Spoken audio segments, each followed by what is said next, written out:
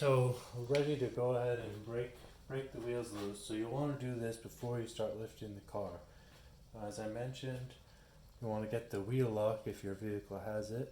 So usually there's just one bolt, and you put this onto your socket wrench like that and break it loose. So you can just use the bar that comes with your car as well, but I find it a lot easier to just use a breaker bar and the correct peep socket. So you just want to break those loose. There's the one with the key.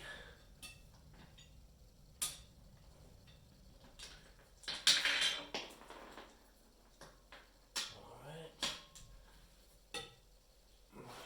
Got that one.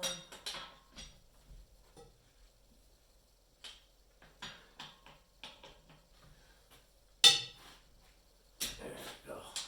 Now that you got them all broken loose, you can go ahead and jack the car up.